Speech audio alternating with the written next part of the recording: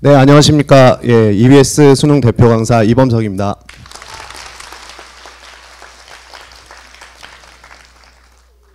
네, 2층까지 지금 다 가득 채우시고 서 계신 분들도 많으세요.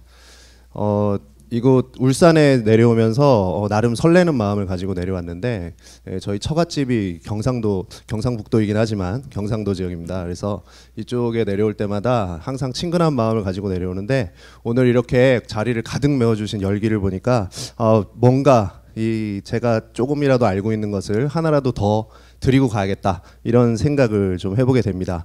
앞에 그 학생들 박소연 선생님 강의하실 때 반응이 굉장히 특히 뜨겁던데 예, 박소연 선생님 미모가 아주 훌륭하시죠? 네. 예. 어떻게 선생님도 보니까 선생님도 좀 잘생겼죠? 네, 이쪽에서 소리가 더 고맙습니다. 예. 이제 시작해 보도록 하겠습니다. 예, 제 소개를 다시 한번 보시면 서울교육청에서 주로 많이 활동을 해왔고요. 대기업에서도 활동을 하고 그리고 EBS에서도 주로 이제 칼럼과 상담을 많이 활동을 하다가 이제 여러분들과 대입에 대해서 좀 더 이렇게 현장에서 같이 느끼고 싶어서 이 자리에 서게 됐습니다. 먼저 이 자리에 고3 학생들이 아까 손드는 거 뒤에서 보니까 가득 채워 찼더라고요. 그래서 학생들이 가장 궁금해할 만한 질문을 선생님이 가져왔습니다. 지금 현재 이 순간에 아마 이것들이 가장 궁금할 거예요. 선생님이 상담을 많이 하다 보면 주로 이런 것들을 많이 물어보더라고요. 그래서 제일 많이 물어보는 거는 역시 메뉴에 있는 질문이에요. 내성적으로 어디 갈 수 있을까요? 굉장히 참 답답하고 막연한 그런 질문이죠. 오늘 아주 쉬운 내용들을 중심으로 해서 하나씩 같이 풀어나갈 수 있도록 하겠습니다. 그래서 선생님 목차를 이 질문에 맞게 이렇게 구성을 해봤습니다. 그래서 하나하나 같이 찾아보시도록 하겠습니다. 먼저 대학 입시가 어렵게 많이 느껴지실 거예요. 학부모님들 특히 걱정 많이 하실 텐데 대학 입시 그렇게 어렵지 않습니다. 오늘 같이 한번 보시도록 하시죠. 대학 입시 이게 다예요. 네, 그렇게 어렵지 않습니다. 보시면 입시가 얼마나 복잡한데 이게 다라 그런 걸까? 자, 일단 보시면 대학 입시는 크게 수시와 정시로 나뉘어집니다. 수시와 정시 어렵지 않죠? 예, 수시 전형은 몇 개일까요? 수시의 전형 종류는 몇 개일까요? 지금 세 보세요. 여기 개수가 여기 있어요. 예, 몇 개? 예, 5개 위에 수시까지 세시면 안 되고 예, 그렇죠. 학생부 전형에 교과 전형과 종합 전형이 있는 겁니다. 그래서 학생부 교과, 학생부 종합. 그래서 수시 전형의 종류는 4개입니다. 그래서 굉장히 복잡한 전형의 이름이 많던데 그것들은 대부분 이름만 조금씩 다르지 여기에 다 포함된 것들입니다. 그래서 전형의 종류는 수시에 4개. 정시는 몇 개일까요? 정시 2개. 오늘 아주 적극적인 학생들이 여기 학생부 종합전형 준비를 많이 열심히 했을 것 같은 학생들이 앞에 많이 모여 있습니다. 자, 그럼 원서 개수 이거 헷갈리시면 안 돼요. 수시 전형의 개수가 4개라 그랬더니 어떤 어머님들은 이제 딱 듣고 가셔서 수시에 원서 4장을 쓸 수 있대 이렇게 말씀하시는 경우가 있어요. 그래서 수시 원서는 몇 장? 6장. 네, 너무 잘 알고 계시죠? 수시 원서 6장 씁니다. 4개의 전형 중에 1개만 6장을 다 쓰셔도 되고요. 골고루 자기가 쓰고 싶은 전형을 6장을 골라서 쓰시면 되는 거예요. 정시 원서 개수는 몇 장일까요? 정시 개수 몇 개? 예, 오늘 제일 똑똑한 친구들이 여기 앉아 있어요. 훌륭해요. 다 합격하세요. 네, 3장입니다. 왜 3장일까요? 가, 나, 다 군별로 1장씩 쓸 수 있어서 3장을 쓰게 됩니다. 어렵지 않죠? 예, 올해 입시 전형별로 비율을 좀 알아보러 가도록 할게요. 수시 전형은 총 전형 중에서 몇 퍼센트? 76.2%. 그러니까 작년에 비해서 2.5%가 더 늘어났어요. 그래서 작년 입시와 비교하면 수시가 약 3% 가까이 높아졌다. 계속해서 이렇게 수시가 증가를 하고 있습니다. 최근에 한 5년 이상 3% 정도씩 수시가 계속해서 증가를 했죠. 올해 그래서 최대의 인원을 최대의 비율로 수시에서 선발을 하게 된다는 걸 기억을 하시면 되고요. 76.2% 중에 그럼 나머지 전형들이 어떻게 차지를 하는지 보시겠습니다. 학생부 전형이 그 중에 차지하는 비율이 65.7%라는 거예요. 전체 정시까지 포함한 전형 중에 65.7%입니다. 수시에서는 우리가 대학을 갈 때 수시로 가기가 쉬운데 그 중에 학생부 전형이 저렇게 많구나라는 걸 이해하시면 돼요. 그럼 우리가 대학을 갈 때 주로 어떤 전형으로 많이 가면 유리할까요? 아주 쉬운 이야기입니다. 학생부 전형으로 수시에 학생부 전형으로 가시는 게 유리하겠죠. 그럼 교과가 많을까요? 종합이 많을까요? 크기가 보이시죠? 예, 크기가 보여요. 예, 잘 보고 얘기해야 돼. 아까만 집중하고 그러면 안 돼. 지금 집중해야 돼. 예. 오케이. 자, 교과 전형이 그 중에서 41.4%, 종합 전형이 24.3%입니다. 교과 전형이 전체적으로 숫자가 훨씬 많죠. 그럼 학생부 교과 전형이 전체 입시에서 가장 많은 비율을 뽑는 전형이로구나 이해를 하시면 돼요. 우리가 논술 이야기를 많이 하지만 사실 논술 전형은 전체의 비율 중에서 3.8%, 그나마 작년보다 0.1% 늘었어요. 수시가 전체적으로 늘다 보니까 늘긴 늘었는데 그래도 3.8%밖에 되지 않는다. 주로 수시에서 뽑는 특기자 전형이라고, 실기 전형이라고 하면 예체능도 있지만 주로 특기자 전형을 이야기를 합니다. 그래서 특기자 전형이라고 하는 것은 외국어나 과학 능력이 뛰어난 학생들을 그런 뛰어난 정도를 잘 살펴보고 뽑는 그런 전형이 되겠죠. 주로 최상위권 대학들에서 실시하는 전형입니다. 그것도 그렇게 많지는 않네요. 자, 정시 전형이 자꾸 줄어서 고민이시죠. 수능을 무지 잘 보나 봐요.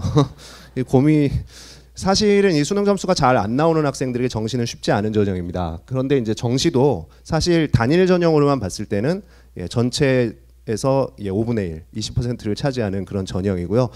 물론 계속해서 줄고는 있습니다. 그래서 정시 전형, 그리고 정시에서 실기 전형은 주로 예체능 전형을 많이 선발을 하게 된다는 걸 이해를 하시면 되겠습니다.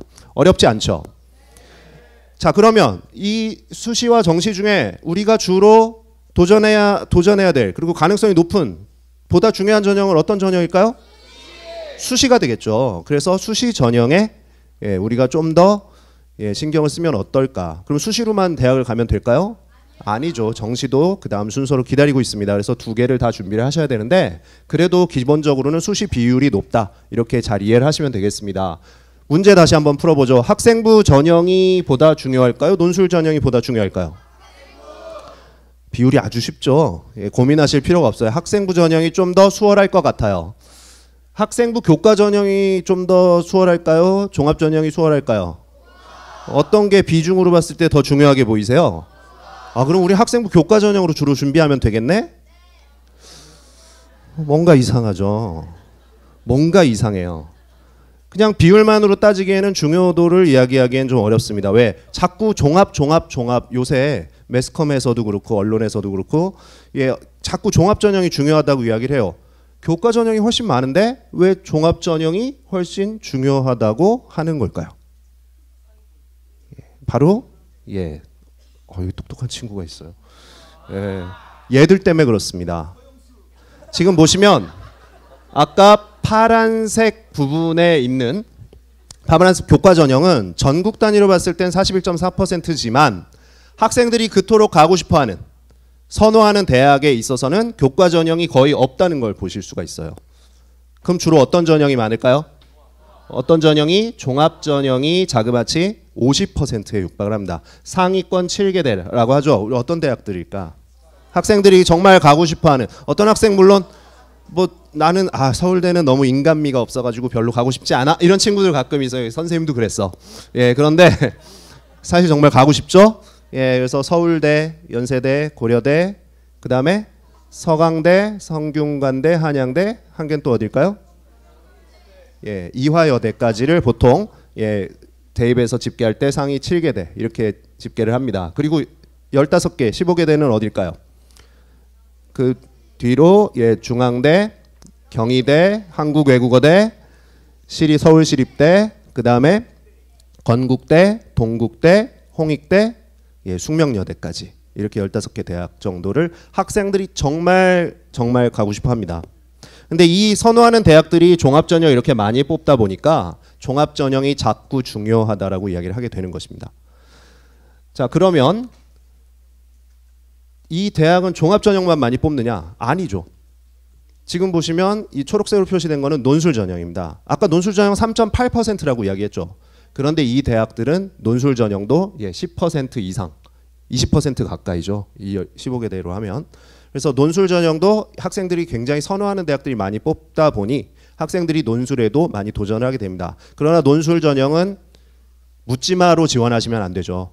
예, 아무래도 해당하는 대학들의 수준에 맞는 그런 지원들을 하셔야 합격 확률이 있기 때문에 이 부분들을 잘 고려하셔서 지원을 하셔야 돼요. 그래서 상위권 대학을 내가 꿈꾸고 있다 하는 학생들은 이 논술 전형도 같이 준비를 하셔야 되는 것이 맞습니다. 비율이 적다고 무조건 무시를 하시면 안 되죠. 그리고 상위권 최상위 7개대 같은 경우에는 특기자 전형도 이렇게 상당히 많이 선발을 하고 있구나 이렇게 이해를 하시면 되겠어요. 그럼 나는 교과 전형을 주로 준비를 해야 될 것 같은데 참 나는 그럼 서울에 있는 대학 가고 싶은데 또는 뭐 내가 선호하는 대학은 어떻게 될까 궁금하시죠?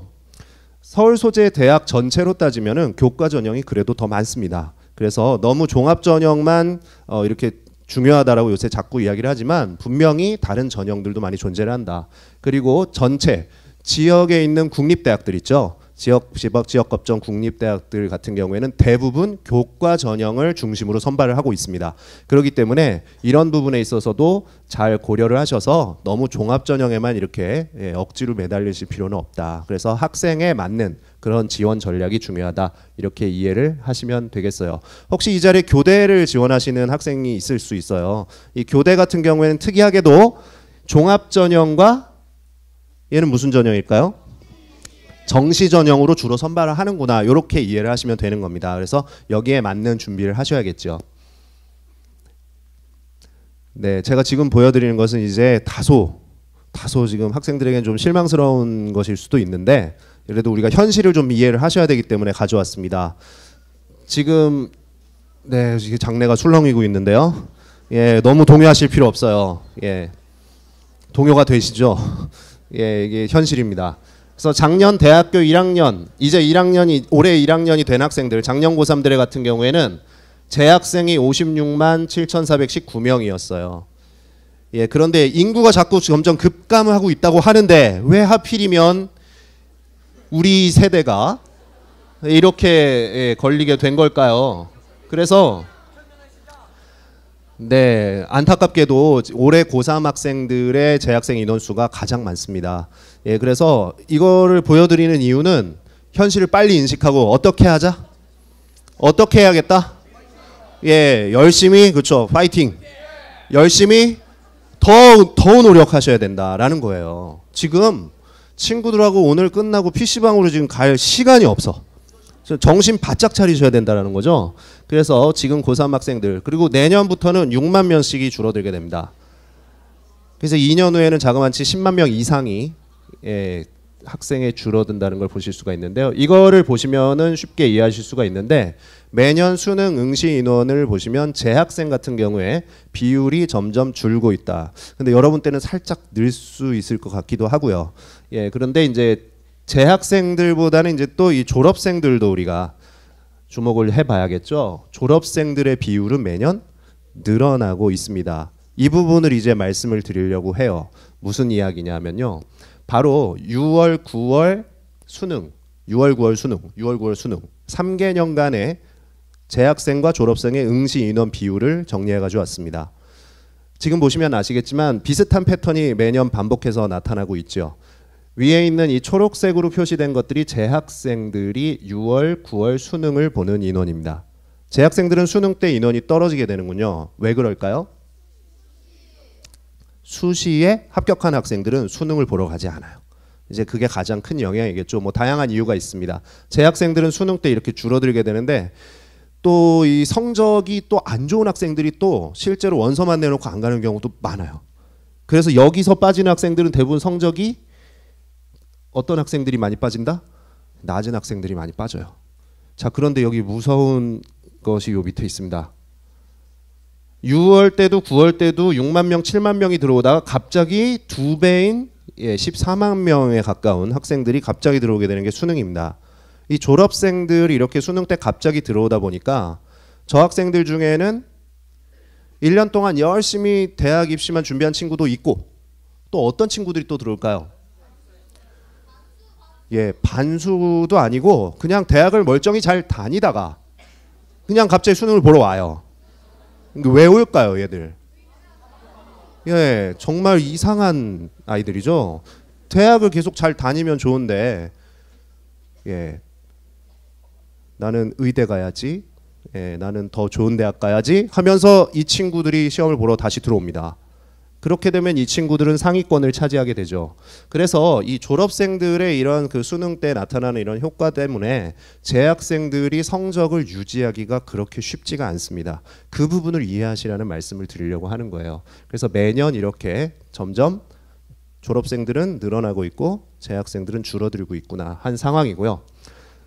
지금 이거는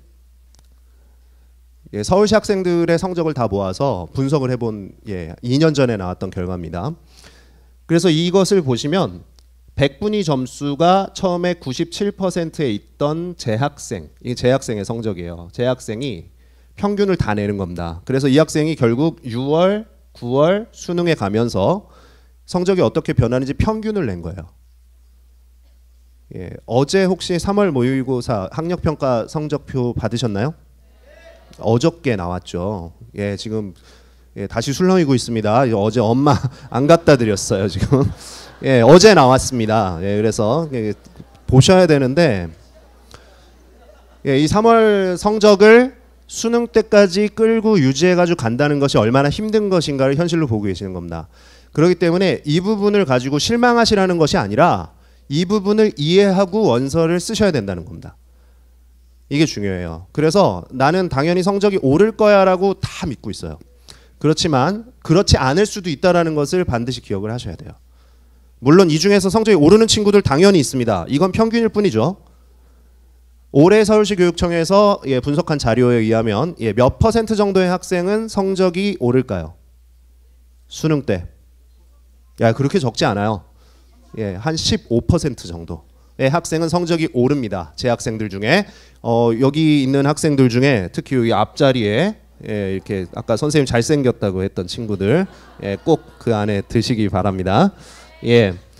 요 현실을 좀 이해를 하시길 바라고요. 그래서 이제 정리를 좀 해보겠습니다. 아까 처음에 드렸던 질문 중에 요 질문이 있었어요. 지금부터 나는 내신 성적이 너무 안 좋아서 그냥 정시로 바로 직행할 거예요 라는 학생들이 있습니다. 그리고 또는 내신 성적과는 상관없는 논술 전형에서 나는 대박을 쳐서 논술로 대학을 갈 거예요. 난 논술에 지금부터 올인하겠어요. 그러면 또 옆에서 된다는 사람들이 가끔 있습니다. 너는 좀 하면 될 것 같아. 그런 말을 들었을 수도 있어요. 하지만 이 그래프를 보시면 그렇게 쉽게 대답할 수 있는 사안은 아니라는 것을 이해를 하시길 바랍니다.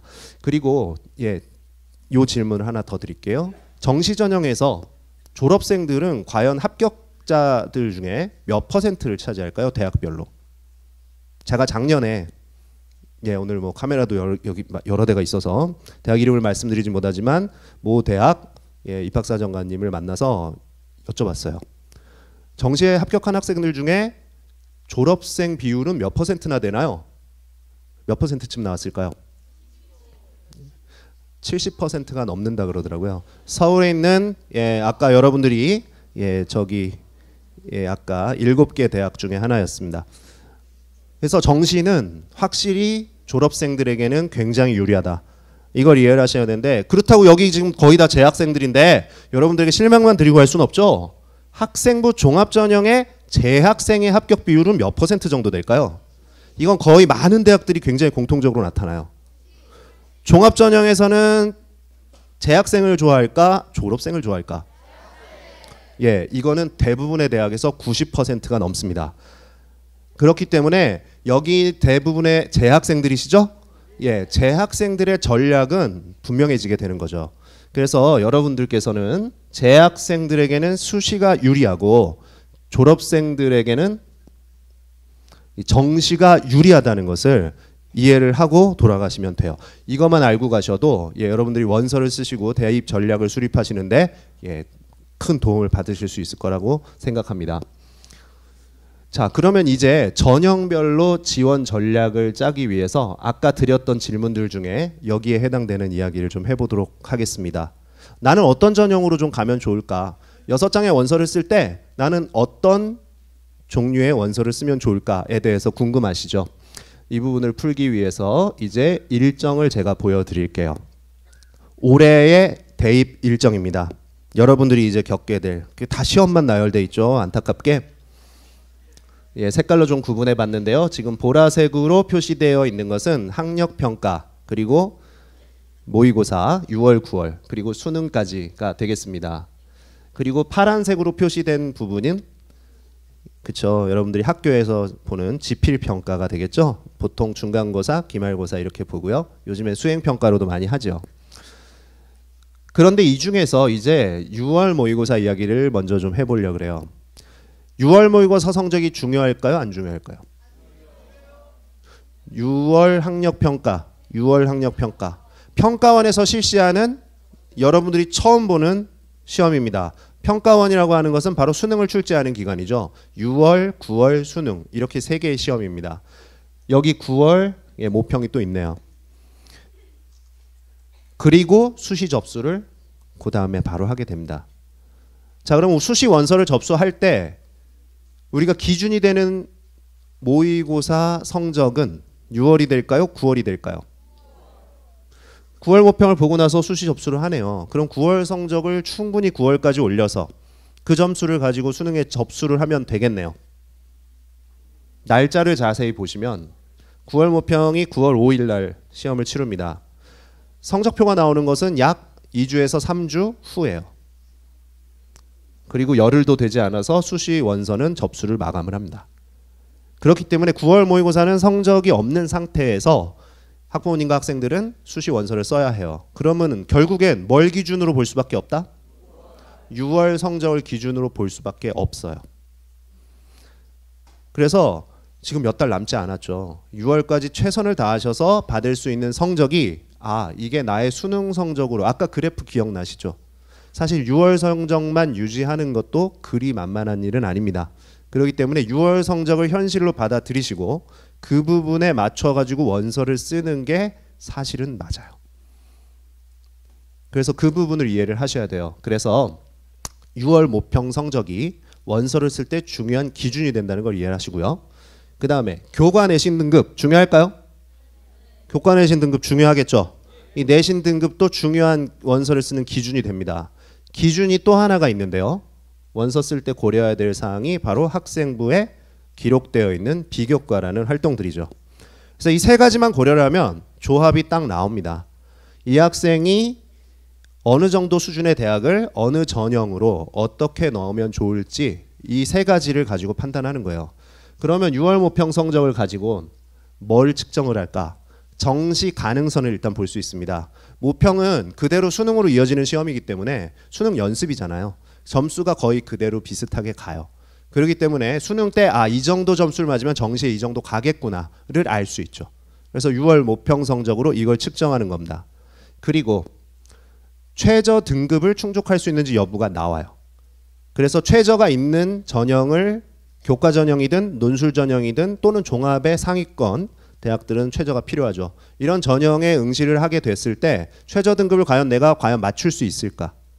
여기서 주의를 하셔야 되는 거는 9월까지 이거를 희망을 너무 강하게 끌고 가시면 안 된다는 거예요. 저는 6월엔 비록 못 맞췄지만 9월엔 맞출 수 있어요.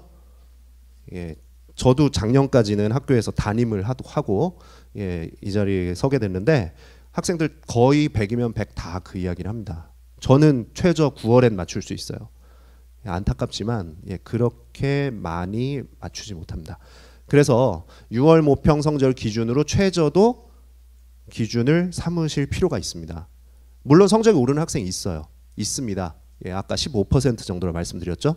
꾸준하게 공부를 열심히 3년 내내 해왔다면 수능 때 올라가는 경우가 많아요. 자신이 공부를 얼만큼 해왔는지를 가슴에 손을 얹고 돌아보면 아실 수가 있습니다. 그리고 논술 적성의 수준. 그러니까 논술고사나 이제 여기는 이제 울산 지역이기 때문에 아마 적성고사에 응시하는 친구들은 많지는 않으리라고 생각을 합니다. 논술 전형에 만약 응시를 하는 경우에 어느 정도 수준의 논술 전형에 내가 응시를 할 수 있는지를 객관적인 성적인 모평 성적을 가지고 자신의 정확한 위치를 측정하면서 그 대학의 수준을 결정을 하게 되죠. 그래서 이런 것들을 결정하는 게 바로 모평 성적입니다. 대단히 중요하죠. 여러 가지를 고려할 것들이 많아요. 교과 내신 등급을 가지고 측정할 수 있는 것들은 바로 어떤 전형에 지원할 수 있느냐입니다. 학생부 교과 전형에 지원하기 위해서는 내신이 어떠해야 될까요? 아주 좋아야 됩니다. 아주 높아야 돼요. 근데 상대적으로 내신이 많이 떨어진다 라고 생각을 한다면 다른 전형을 좀 고민을 하셔야 되는 거죠. 그래서 조금 비교과가 잘 준비가 됐다 이렇게 여겨지는 경우에 이제 종합전형, 그 다음에 논술 전형이 가능한지 여부, 모평 성적을 같이 고려하면서 고민을 하셔야 되고요. 적성고사를 내가 도전해야겠다 이런 것들을 종합적으로 종류를, 전형의 종류를 판단하시는데 이 교과 내신 등급이 쓰이는 거고요. 비교과라는 게 있죠. 이 부분 고민 많이 하시면서 이제 고등학교 생활을 하셨을 텐데 이 비교과라는 것은 아주 단순합니다. 종합전형이 가능한지 아닌지. 종합전형과 특기자 전형은 비슷해요. 약간. 그래서 이 학교 생활을 충실하게 한 걸 가지고 종합전형에 과연 도전이 될지 안 될지 여부를 판단하는 데 쓰이는 게 비교과 내용입니다. 이거는 이제 학교 생활 기록부를 샅샅이 이렇게 보면서 고민을 하셔야 되는 내용이죠. 다시 한번 정리를 드리면 6월 모평 성적은요, 철저하게 지원 대학의 하한선을 결정하는 기준점으로 사용이 된다는 걸 기억하시면 돼요. 자, 6장의 원서를 씁니다. 학생들이 6장의 원서를 쓸 때 제일 6장 중에 높은 대학이 있고요, 제일 낮은 대학이 있습니다. 위에 2장 정도는 어떻게 쓸까요? 상향. 가운데 2장 정도는 적정. 제일 밑에 2장 정도는 하향이라기보다는 이제 안정이라고 이야기를 하죠. 안전한 것을 밑에 2장을 쓰는 겁니다. 자, 그러면 상향, 적정, 안정, 어느 2장이 제일 중요할까요? 어느 2장이 제일 중요할까요? 원서를 쓸 때 적정으로 쓰는 게 중요할까요? 적정하니까.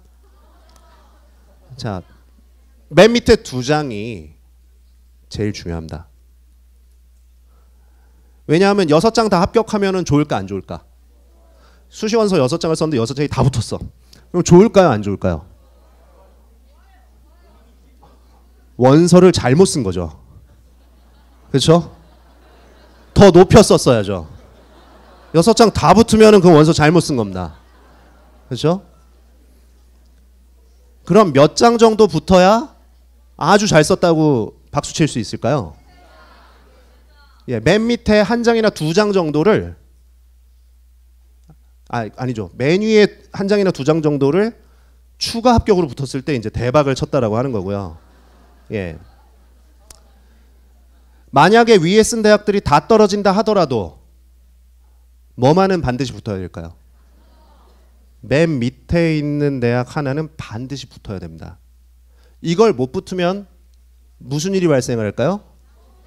이제 수능 성적만 가지고 졸업생들과 결투를 하셔야 돼요. 심각하죠. 그래서 이 맨 밑에 안정으로 쓰는 2장을 잘 쓰셔야 되는데 그 2장을 쓰는 기준이 아주 명확합니다. 그 기준이 바로 뭐다? 6장의 지원 대학 중에 하한선을 긋는 것은 바로 6월 모의고사 성적입니다. 즉 6월 모평에서 정시에 갈 수 있는 대학을 딱 찾아보면 그 대학에서 선을 쫙 그어놓고 나머지 6장 그 위로 쫙 쓰시면 돼요. 제일 높은 데는 마음껏 쓰시면 됩니다. 쓰고 싶은데 가문의 영광을 위해서 나는 여기 한 장 써야겠다. 그러면 쓰셔도 돼요. 그 메뉴에는 자유입니다. 그러나 이 제일 마지막 써야 되는 바로 이 5번째, 6번째 이 2장의 원서는 이거를 기준으로 쓰셔야 돼요. 왜? 정시에 갈 수 있는 데를 수시에 가면 손해일까요? 정시에 갈 수 있는 데 수시에 가면 손해일까요? 정시까지 굳이 고생할 필요 있을까요? 수시에 붙어도 돼요. 정시에 어차피 갈 수 있는 데는. 그러니까 거기서부터 쓰시면 돼요. 그래서 거기서부터 씁니다. 즉 이거는 학생들이 원서 6장을 쓸 수 있는 폭을 결정해줘요. 모평 성적이 좋고 수능 성적이 좋은 학생들은 그 아주 좁은 폭에 그 제일 높은 대학들 그 안에서만 6장을 다 쓰실 수 있고요. 근데 나는 내신은 좋지만 모평 성적이 너무 낮아. 그러면은 모평 성적 선이 여기 쫙 그어지고요. 거기서부터 6장을 써야 되기 때문에 6장의 대학 폭이 굉장히 넓어지게 됩니다. 확률이 많이 달라지죠. 그래서 이 모평 성적은 대단히 중요한 성적이라는 걸 기억을 하시면 되고요. 교과 내신 등급은 아까도 말씀드렸지만 비교과와 합쳐서 전형의 종류를 결정합니다. 교과를 쓸지 종합을 쓸지 논술을 쓸지 결정을 하시게 되는 거고요.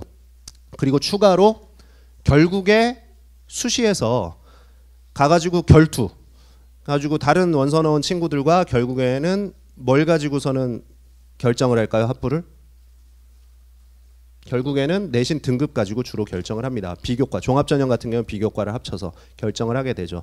그래서 바로 이 두 가지가 학 지원 6장의 대학에서 하한선과 상한선을 모두 결정을 하게 됩니다. 그래서 6장의 원서를 쓰는 기준이 이렇게 세 가지를 이런 방식으로 고려해서 원서를 쓰시게 된다는 걸 이해하시면 되고요. 지금부터 자기가 부족한 부분 또는 자기가 강점을 가진 부분을 잘 구분하셔서 열심히 노력해 나가는 전략이 필요하실 것 같습니다.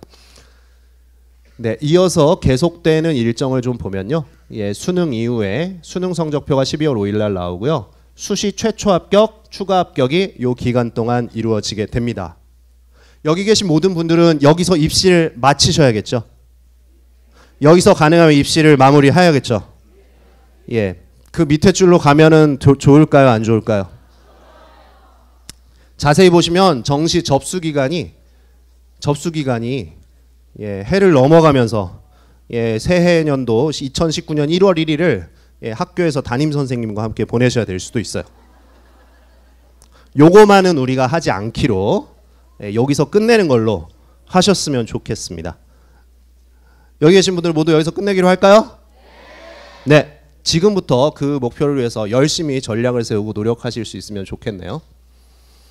그럼 나 모의고사 성적 가지고 학평 성적 가지고 대략 어디쯤 갈 수 있을까?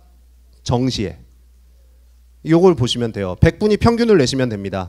그래서 100분위가 메뉴의 100점부터 밑으로 이렇게 내려오죠. 그래서 평균, 지금 인문계열입니다. 평균 1등급이다. 뭐 아주 대단한 학생이죠. 5, 1등급. 5, 1등급을 받은 학생은 대략 이 정도 대학에 정시에 지원이 가능할 것 같다. 평균이 2등급이다. 이 정도 지원할 수 있을 것 같다. 평균이 3등급이다. 이 정도 지원할 수 있을 것 같군요. 옆에 노란색으로 이 지역대학을 선생님이 넣어봤어요. 그래서 이거는 작년에 서울시교육청에서 만든 정시 배치 점수 자료에 의해서 이 정도 위치에 있었던 대학들입니다. 물론 이거는 전형의 종류에 따라서 학과에 따라서 조금씩 다 달라질 수 있어요. 그렇기 때문에 그 부분을 감안해서 대략 봐주시면 되겠습니다. 자연계열 가볼까요? 자연계열 학생들 기다리고 있네요. 학과에 따라서 대학이 조금 높낮이가 위치가 달라질 수도 있습니다. 그래서 계열에 따라서 달라진 모습을 지금 보시고 있죠.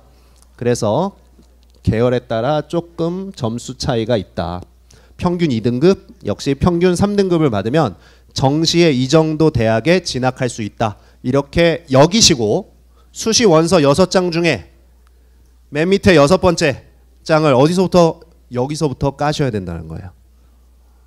너무 6장을 다 욕심을 6장 다 높은 데 쓰고 싶지만 한두 장 정도는 여기서부터 쓰셔야 된다는 걸 이해를 하시면 되겠습니다. 자, 전형을 선택하실 때 이거는 이제 앞으로도 입시 설명회 가시면은 이건 굉장히 많이 돌아다니는 자료입니다. 그래서 그냥 예 아니요 선택해서 가시면 쉽게 전형을 고르실 수 있어요. 근데 이거 뭐 이렇게 따라가려니까 좀 귀찮잖아요. 그래서 제가 이거 패턴을 다시 한번 정리했습니다. 이거 이제 다른 데 많이 돌아다니는 거고 제가 다시 정리한 자료를 보여드릴게요. 패턴이 있어요. 수능보다 내신 등급이 평균적으로 더 좋은 학생들이 있죠. 여기 많이 있으리라 생각합니다. 보통 수능보다 내신이 좋은 학생들이 있죠. 이 학생들 같은 경우에는 주로 무슨 전형에 많이 지원하게 된다? 학생부 전형에 많이 지원을 하게 되죠. 아무래도 내신이 유리하니까. 그러면은 상대적으로 반대인 친구들, 내신보다는 난 수능 성적이 더 잘 나와요. 이런 친구들은 어디에? 예, 논술이나 정시 전형에 주로 지원을 하게 됩니다. 지금 패턴을 딱 보시면 아시겠지만 위에 있는 학교는 일반 계열 고등학교 학생들이 많고요. 아래에 있는 경우에는 자사고나 특목고 학생들의 경우에 많이 나타나는 특징을 가지고 있습니다. 그래서 이거에 맞춰 가지고 좀 전략을 기본적으로 세우시면 좋겠고요. 그 와중에도 최저 등급을 맞추느냐 못 맞추느냐는 대학 입시에서 결과를 기다리는데 아주 중요한 차이를 가져오게 됩니다. 최저 등급을 좀 맞출 수 있는 학생들은요, 학생부 전형을 쓰더라도 최상위권 학생부 종합 전형을 쓸 수 있게 되고요. 논술을 쓰더라도 최저가 있는 논술을 쓸므로써 최저 등급만 통과를 해도 논술 전형이 경쟁률이 무지하게 높거든요. 그 경쟁률이 실제로 어떻게 될까요? 최저 통과하는 학생들이 많지 않기 때문에 확 줄어들게 됩니다. 우리가 심지어 그토록 선호하는 저 위에 있는 서울 신촌에 있는 Y모 대학 같은 경우에도 실제로 발표한 자료에 의하면 수능 실질 경쟁률, 논술에서 과마다 좀 많이 다릅니다. 그래서 좀 낮은 학과 같은 경우에는 수능의 실질 경쟁률이 거의 3대1 정도로까지 줄어들어요. 예, 그래서 이게 최저를 통과하게 되면은 합격 확률이 엄청나게 올라가게 된다는 걸 이해를 하셔야죠. 그래서 최저 등급을 맞추는 전략도 대단히 중요한 전략이다. 그래서 지금부터 수능을 선택하는 과목에 있어서 선택과 집중을 잘 고민을 하셔야 되는 거예요. 그래서 이러한 패턴들이 있다는 걸 보시고요. 이제 전형의 특징들에 대해서 간략하게 소개를 드립니다. 뭐 시간이 오늘 뭐 저녁 늦게까지 주시면 자세하게 설명을 드리겠지만 간략하게 정리를 해봤습니다. 교과 전형과 종합 전형, 그리고 논술 전형과 수능 전형의 특징들이죠. 그래서 교과 전형은 당연히 교과 성적이 거의 절대적이고요. 공식으로 환산을 해버리기 때문에 학교의 종류가 전혀 상관이 없어요. 내신 등급 숫자 그 자체로 그냥 이해를 하시면 됩니다. 그리고 종합 전형 같은 경우에는 비교과라는 것과 자기소개서, 면접 등이 들어가죠. 특히 정성적 맥락적 평가, 잠시 후에 좀 설명을 드리도록 할게요. 그리고 논술 전형 같은 경우엔 상위권대가 많고 경쟁률이 높고 합격률과 추합은 떨어집니다. 그래서 합격이 굉장히 쉽지 않습니다. 예, 그렇지만 성적이 좋은 학생들은 좀 같이 준비를 해야 된다 그랬죠. 그 다음에 이제 선행학습 금지법의 영향으로 고등학교 교육과정에서 무조건 출제를 하게 되어 있고요. 그리고 EBS 교재에서도 굉장히 많이 출제가 됩니다. 그래서 아까 학습법을 보셨지만 EBS 교재를 정말 올 한 해 충실하게 잘 보셔서 이런 부분에서 같이 준비를 할 수 있으면 좋겠어요. 수능 전형은 정시 전형이죠. 그냥 수능 성적을 100분위 점수, 표준 점수만으로 모두 합해서 그거 가지고 그냥 거의 뭐 줄을 세우는 그런 전형입니다. 그렇게 이해를 하시면 되고요. 물론 대학별 수능 반영 방법에 따라서 지원 전략이 조금씩 달라지기는 해요. 이거는 이제 그때 가서 고민을 하면 되는 내용이고요.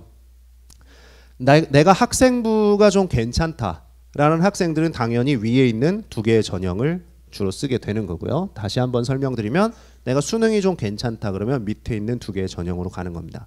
그리고 비교과까지 난 좀 된다라고 하면 종합 전형 쪽으로 가시는 거고요.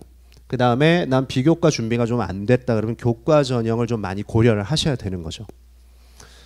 그리고 수능에서 내가 최저 등급이 좀 된다, 맞출 가능성이 있는데 내가 수능이 좀 괜찮다라고 하시면 논술 전형을 고려를 하셔야 되는 거고요.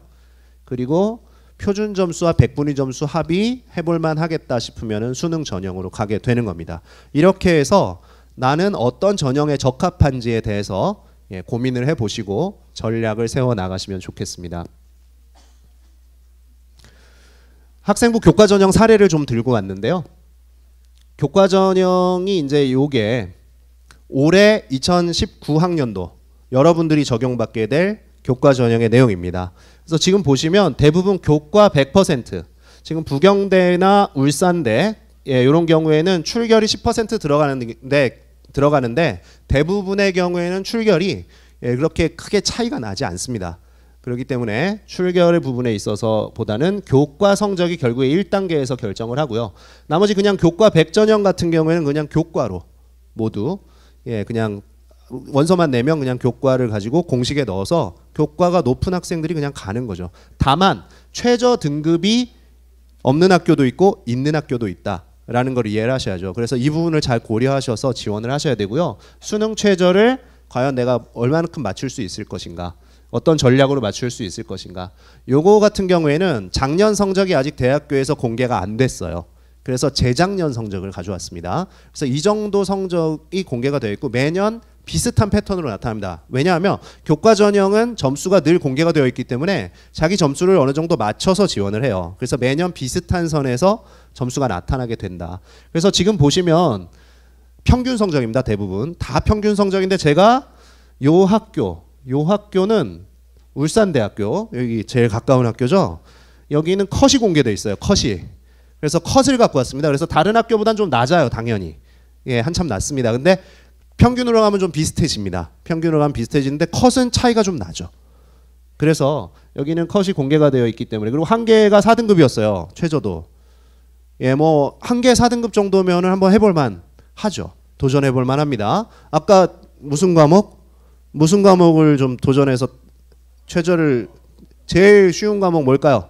국수 영탐 중에 제일 쉬운 과목 탐구죠. 그렇죠. 탐구 과목을 열심히 노력해서 예, 좀 맞추면, 이거 또 희망을 드리기 위해서 제가 또 이 점수를 가져왔어요. 컷을 일부러 실어드렸어요. 내가 내신 등급이 좀 낮아도 갈 수 있다. 예, 좋은 학교죠. 예, 그래서 여러분들 다 대학 가실 수 있습니다. 그래서 조금만 노력하시면 돼요. 요거는 자연 계열의 올해 예, 전형 전략이고, 요거는 2년 전에 교과 성적이었습니다. 역시 울산대는 제가 커트라인으로 예, 가져왔습니다. 좀 높은 학과라 하더라도 뭐 2등급 안에 들면 뭐 충분히 다 합격할 수 있네요. 그래서 물론 여기는 의대나 간호대나 이런 특수한 학과들은 제가 뺐습니다. 그러니까 일반적인 학과들을 중심으로 제가 보여드리는 겁니다. 자, 이제는 종합전형 계속 할까요 말까요? 종합전형 준비를 3학년 때 올라와서 수능 준비를 좀 해야 될 것 같은데 계속 학교 활동을 해야 될까? 예, 궁금하시죠? 그래서 종합전형에 대해서 잠깐 말씀드리겠습니다. 종합전형은 일단 서류평가를 하죠. 1단계 서류평가를 통과해야만 2단계 면접평가를 가는 겁니다. 서류는 크게 3가지 종류가 있는데요. 어느 서류가 제일 중요할까요? 자기소개서 잘 쓰는 거 중요하다던데 자기소개서가 중요한 게 아닐까? 예, 자기소개서가 중요할 수도 있지만 대부분의 경우에 학생부가 차지하는 비중이 거의 절대적입니다. 그래서 학생부를 가지고 주로 평가를 하는 거예요. 자기소개서와 추천서는 주로 보조수단으로 많이 활용을 하게 됩니다. 그래서 학생부에 나와 있는 성적인 교과와 그 다음에 비교과 활동 내용을 가지고 어떻게 평가를 할까요? 정성적 맥락적으로 평가를 한다. 이거를 조금 풀어드리면 학생들이 활동을 할 때 동기와 과정과 결과를 직접 보겠다는 겁니다. 동기가 중요해요. 동기가 중요합니다. 학생들이 동아리 활동 많이 하죠. 학생이 동아리를, 자율 동아리를 만들어서 자율 동아리 활동을 했어요. 그러면은 너 그 동아리 왜 했니? 궁금해. 입학사정관들은 궁금해요. 그래서 너 그 동아리를 왜 했니? 라고 했는데 이제 학생이 대답을 하죠. 선생님이 중요하다 그래서 하라 그랬어요. 좋은 동기일까요? 물론 선생님이 하라 그래서 한 것도 좋은 동기일 수 있지만 더 좋은 동기가 있습니다. 더 좋은 동기. 예, 그 부분은 잠시 후에 설명드리고요. 정성적 맥락적으로 평가한다는 것은 예, 바로 이러한 역량들을 평가를 하겠다라는 것인데요. 지금 보시면 학생들이 많이 선호하는 학교들이 여기 있죠. 이 대학들이 공동 연구를 해요. 그래서 이전에 이미 이러한, 우리는 요거 다시 걷어서 요거 찍으세요. 예, 요거. 네. 요거 보시면 6개 대학이 올해 다시 내놓은 겁니다. 기존에 있던 게 있었는데 올해 이제 새로 나온 따끈따끈한 자료예요. 그래서 6개 대학이, 우리의 대학들은 공통적으로 이러한 것들을 봅니다. 글자가 너무 작아서 안 보이시죠? 그래서 예, 제가 이 4개의 영역을 다시 보여드리면 바로 학업 역량, 전공 적합성, 발전 가능성, 인성입니다. 그럼 저 대학들이 모두 저 4개만 가지고 평가하냐? 아니에요. 대학마다 평가 기준이 5개, 6개, 7개 더 많습니다. 그런데 이 4가지는 6개 대학이 모두 공통으로 갖고 있는 요소라는 겁니다. 그래서 이것이 기본이 된다는 거죠. 그래서 이러한 것들을 바로 학교생활 기록부, 10가지 항목으로 살펴보겠다는 거예요. 그래서 제가 지금 노란색으로 제목에 표시를 해놨지만 이런 것들이 중요하죠. 그래서 학생이 얼마나 성실하게 학교에 출석했는가, 그리고 학생이 학교에 있는 대회를 통해서 얼마나 도전 정신을 발휘하고 노력을 했는지를 보여주고요. 그 다음에 진로 희망, 특히 고3 때 진로가 중요해요. 1, 2학년 때는 진로가 왔다 갔다 할 수 있습니다. 그러나 고3 때는 이제 학과를 지원 선택해야 되기 때문에 반드시 자기가 흥미가 있는 학과를 선택해야 되는 거죠. 종합전형은 그래요. 그래서 너 우리 학과 왜 왔니? 라고 입학사정관이 물어봤을 때 저는 이 학과에 어떤 부분이 흥미가 있어서 왔습니다라고 이야기할 수 있어야겠죠. 근데 저기가 전혀 엉뚱한 게 써 있으면 좋지는 않겠죠. 그래서 3학년 1학기 때 이 진로사항 잘 적으셔야 되고요. 그 다음에 창의적 체험활동, 교과학습 발달, 독서활동, 행동특성 종합이 모두 중요합니다. 여기는 서술되는 내용들이 많아요. 학교에서 하는 행사들이고요. 창의적 체험활동, 교과학습 발달 상황 중은 위에 교과명 단위수 원점수는 숫자인 점수로 표기되지만 밑에 세부능력 특기사항은 수업 시간의 내용을 선생님들이 직접 다 기록해 주시죠. 지금 노란색으로 따로 표시되어 있는 거 보이시죠? 모든 항목 중에 최근에 가장 주목받고 있는 게 바로 이겁니다. 예, 최근 몇 년간 계속 강조되고 있죠. 근데 올해 더 강조되고 있어요. 갈수록 더 그렇습니다.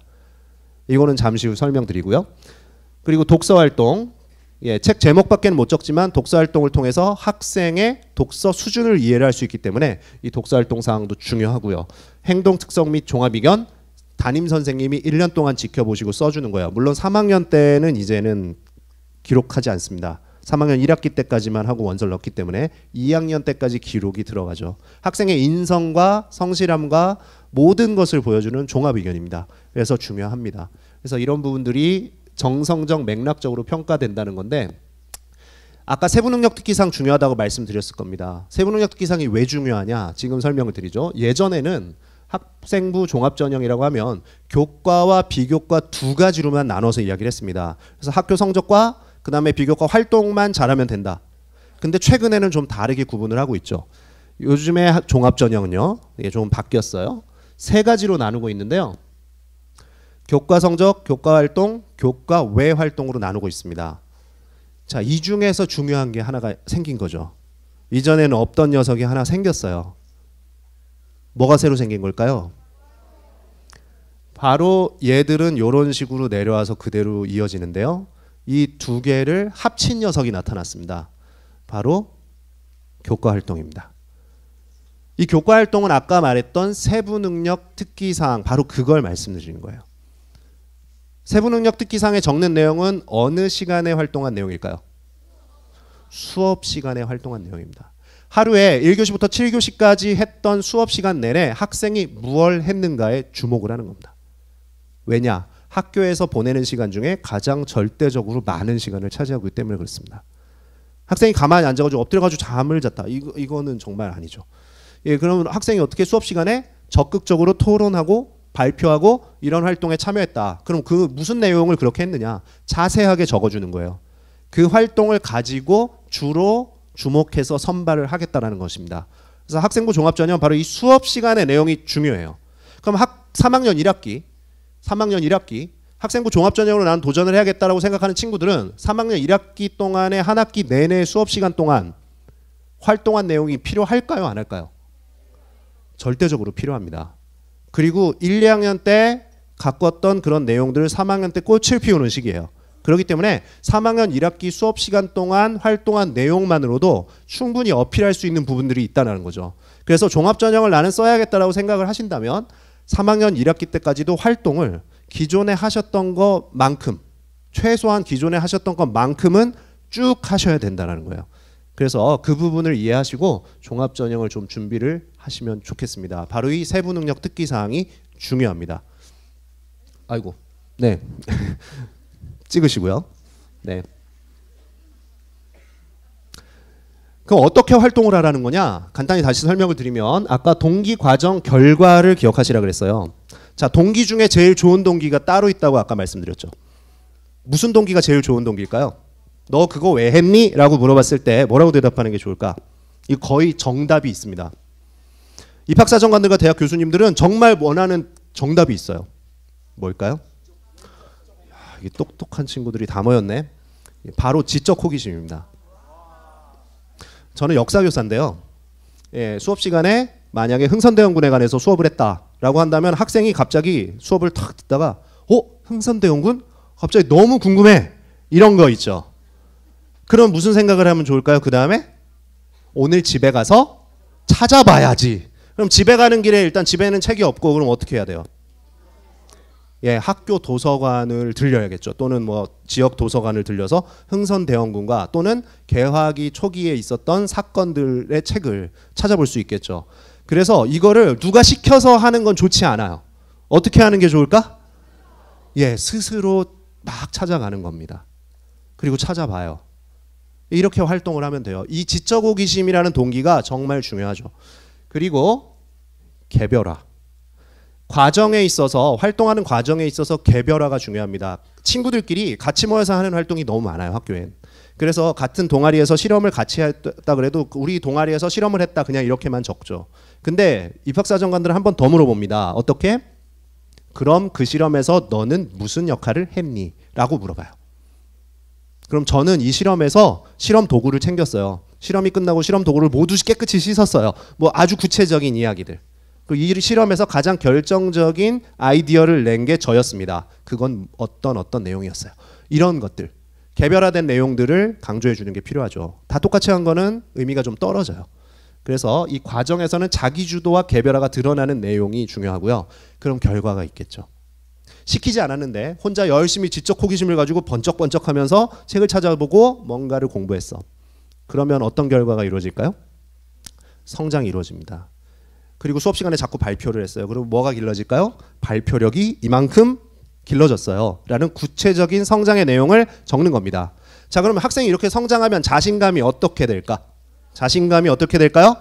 자신감이 상승을 하겠죠? 그럼 자신감이 상승하면 그 다음에 또 무슨 일이 벌어지냐면 다시 지적 호기심이 또 생기게 돼요. 그래서 계속 이게 순환하는 겁니다. 이거를 순환하는 거를 우리가 학생부 종합전형에서 뭐라고 이야기할까요? 뭐라고? 스토리라고 합니다.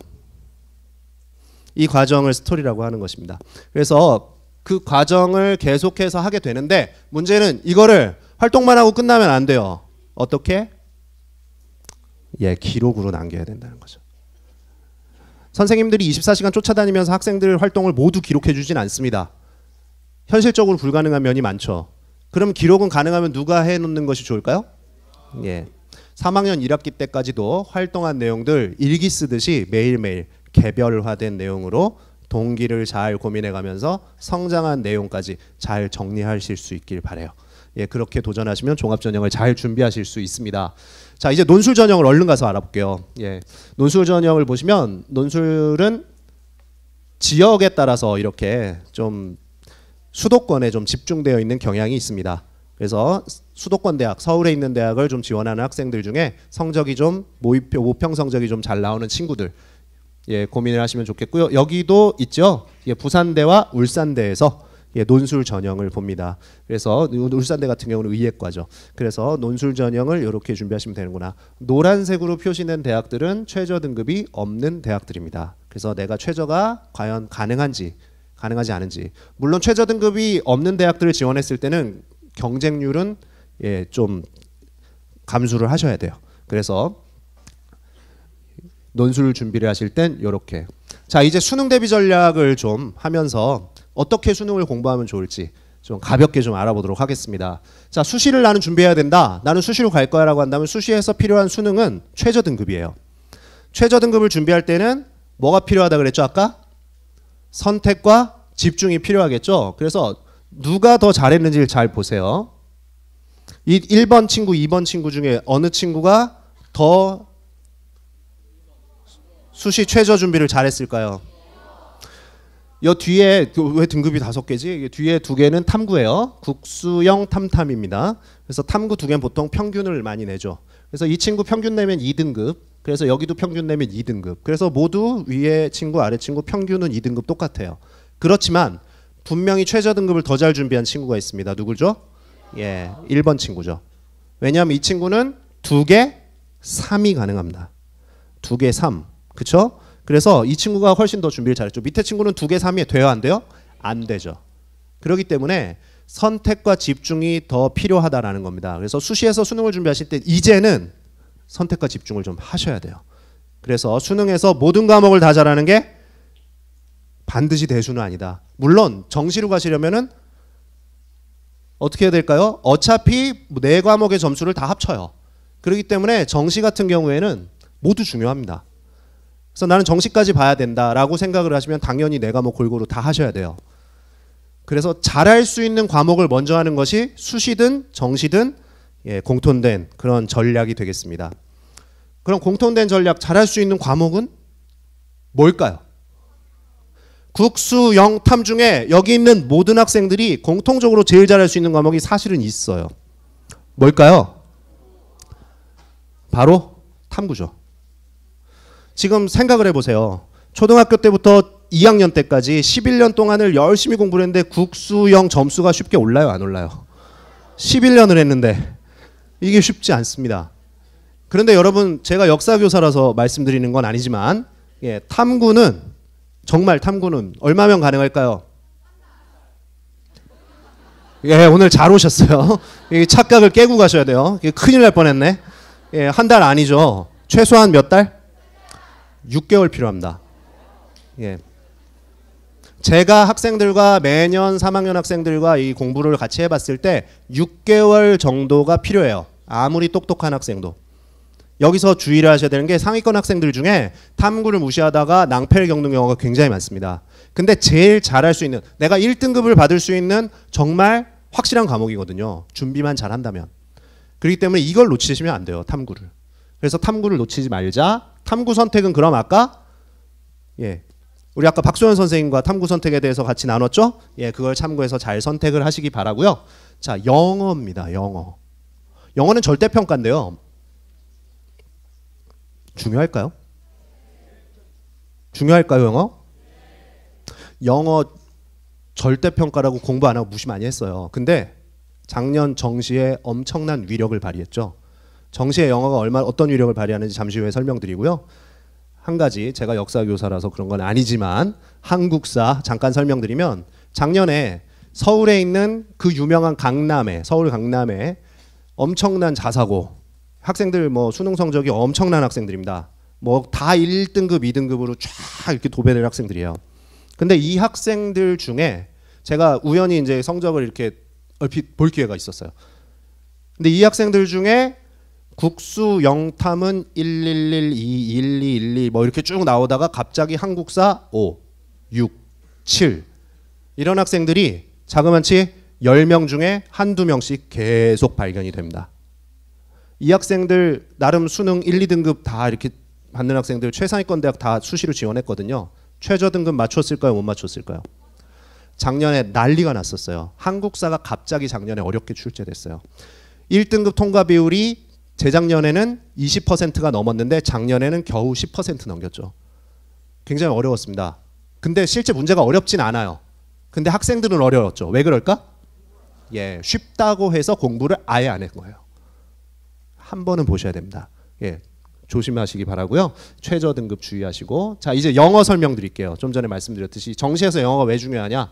정시에는요, 영어가 가점, 감점으로 반영되는 학교가 있고요, 비율을 적용하는 학교가 있습니다.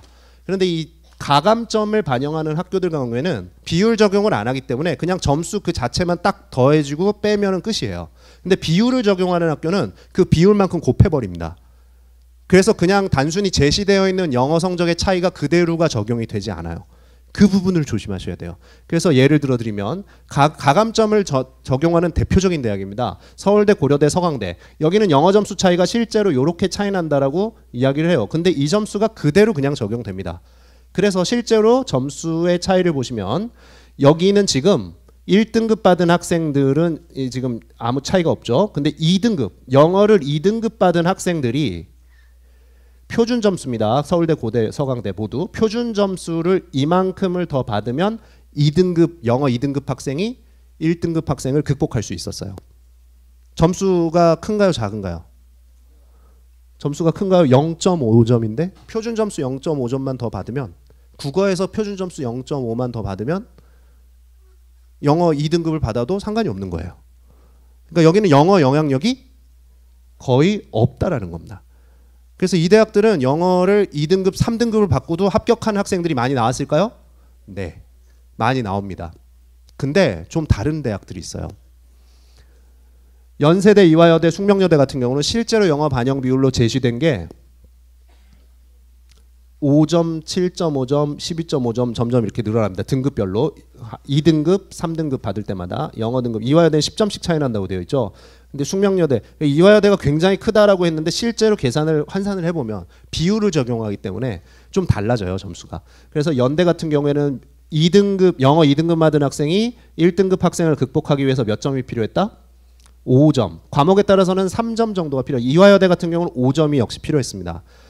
그런데 이제 숙명여대로 내려오면요, 과목별로 비율이 다르게 적용되기 때문에 좀 달라요, 과목별로. 그래서 탐구로 만약에 저 점수를 영어 2등급을 1등급 학생을 극복하기 위해서는 탐구 점수는 표준 점수 숙명여대는 100분이었죠. 100분이 몇 점이 필요했을까요?